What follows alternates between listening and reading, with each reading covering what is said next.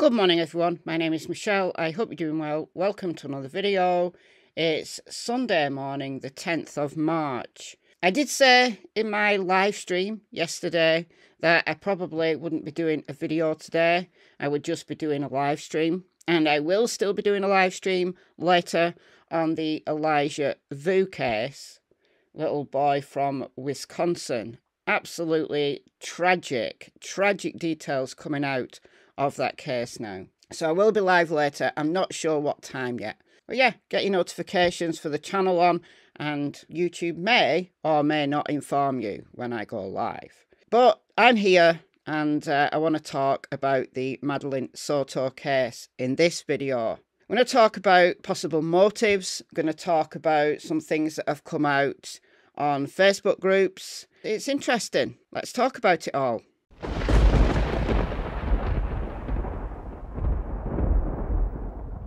So while there's a lull from law enforcement, we're all waiting for murder charges to drop, aren't we? Whether that's against Stephan, whether that's against Jenn, or whether that's against both of them. But while there is that lull, there is lots and lots of speculation, theories coming out to fill that void. None of us knows why Madeline died. We assume it's murder, because what else would it be? Although I have had people, not many, maybe two, people say, do you think Madeline took her own life and then Stephan covered that up? I don't think so, because if she'd taken her own life, why would he hide the body, commit a crime? You might say, well, maybe it was because there would have been signs of abuse on her body. And there is that. But until the information about the manner of death comes out, I'm going to assume that it's murder. I think it's more likely, under the circumstances, to be murder than Madeline ending her own life. Although none of us knows. We also don't know the cause of death. I think once we know the cause of death, it will likely give us the direction, even if it turns out we're not told yet what the manner of death is. And now I've had a lot of comments about the autopsy. The autopsy report has not come out, but the funeral has been done. 100% has been done. When I mentioned a funeral in my last video, I think it was, people commented saying, no, they've just had a memorial service, not a funeral. No, not according to Madeline's aunt on the GoFundMe. Laying her to rest, to me, signifies a funeral. Now, I haven't seen any obituaries or anything like that, but I am going off this and assuming this is the case. So the funeral was on the 6th of March. As such, that means the medical examiner has released the body back to the family. So the autopsy is complete. The other thing that I mentioned the other day that I had some criticism on, people saying that I didn't know the law. Okay, whatever you say, look it up. I think it is the case that unless there's permission from the parents, they won't release an autopsy report to the public in Florida. People have also said, well, won't we get the autopsy report after the trial when the discovery is released? Possibly. Possibly, yes. Although the court will have the capacity to seal that autopsy report. So what you might get in the discovery is just the cover page and then the rest of it redacted. So whether or not we get the full autopsy report in due course is somewhat of a moot point for now.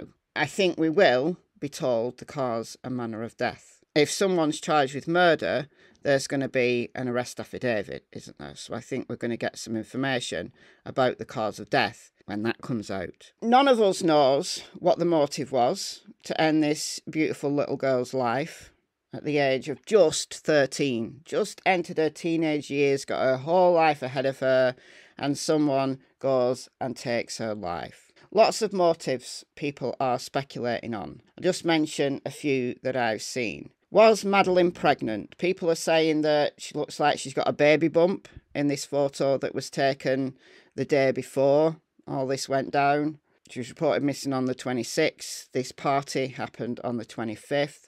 I'm not going to speculate on whether a 13-year-old girl looks like she's got a baby bump. Would that be a motive for murder? I guess, in a really warped person's mind. Wouldn't they just take her for a termination? Say that she got pregnant by a boyfriend? I don't know. I don't think it's as likely a motive as some others. A lot of people have speculated on whether Madeline threatened to tell, and I think that is a distinct possibility. If Stephan got angry, he thought he was going to be found out, he lashed out. I can see that. People have said, well, maybe it was Jenn that did the murder and Stephan's just covered it up. Possibly. I'm open to that idea. And maybe Jenn was jealous. Possibly. One thing that pricked my ears up, though, was what Jenn said about Madeline having a crush on a boy at school. I thought it was interesting that she mentioned that. She wasn't asked whether Madeline had a relationship. She offered that as a response to a completely different, unrelated question. So I've wondered whether Stephan was jealous and he lashed out because he knew that Madeline had interest in someone else and he was jealous. We don't know, though. Will we get a motive? Well, we may never truly know why this happened. We may never truly know what was in a monster's mind who took Madeline's life. Prosecutors don't have to prove a motive. Juries like a motive. They like to be told a story. They like to be given a reason why things happen. But prosecutors don't have to prove a motive. They don't have to prove a motive in my country. They don't have to prove a motive in the United States. They have to prove that the crime occurred by the person that they've charged, beyond a reasonable doubt, in front of a jury of that defendant's peers. That's it. That's all. There are some interesting things that have come out in Facebook groups, and I'm going to show you these here from one of the Facebook groups. Obviously, this is just a person talking on the internet. There's been several people that have rung into Gray Hughes's shows and talked about their friendship with Stephan. This is allegedly a friend of Jenn's. I thought this was interesting. Can't vouch for the truthfulness of it at all, but I just thought it was interesting. So if you haven't seen these, if you're not in the Facebook groups, I'll read these to you. I've covered the name and I've also covered the names of the people that this person is responding to, but all of these screenshots are from the same person. I met her on Bumble BFF, I'm assuming that's an app or something, when I was living in Orlando. We're no longer friends because Stephan had taken himself off his psych meds and had threatened to unalive himself in front of Jenn. She didn't think it was a big deal, but I told her I would not be going to her house until Stephan got help because I knew he was always armed. That's a concern. That made her upset at me and ultimately ended our friendship. Maybe Jenn burying her head in the sand, that there was problems with Stephan. Maybe that's the case with Madeline as well, burying her head in the sand, turning a blind eye. And some of these screenshots might suggest so. It's hard for me to say, but she seemed to love Maddie, and I also know she ignored major red flags when it came to Stephan, which she proved to me when she thought it was no big deal that he'd threatened to pew-pew himself in front of her. So part of me wonders if she just wouldn't let herself accept that he was hurting Maddie, if Maddie did indeed tell her what he was doing. Well, we know that Maddie didn't tell her father's side of the family. And they said in a post a few days ago that if she had told them, they would have believed her. And it's just such a shame that Maddie didn't tell the people that could help her. If she did tell her mother, and we don't know whether she did or not, did her mother do what sadly many non-offending parents do and, make light of it? Don't want to rock the boat. Don't defend their child for a multitude of reasons. Sadly, that happens in families in my country just as it does in the United States. Sadly. Listen, if your child or any child in your care or custody tells you that they're being abused, believe them and deal with it. Tell the authorities. I shouldn't need to say that, but we're here right now. I only went there once, but I think Maddie had her own room. There were multiple rooms upstairs, but the master bedroom was on the first floor. So we do know that that apartment had 2 floors. We know that it had 4 bedrooms. Not a large apartment, but lots of rooms. Now, this is in response to what's come out from Madeline's grandma. She did an interview, but in Spanish. And people have translated that. And it's from the grandma that she said Maddie didn't like to sleep alone. So people have speculated on whether she shared a room with Jenn and Stephan. We don't know what the sleeping arrangements were. I can understand, though, why Maddie wouldn't want to sleep alone, why she was scared.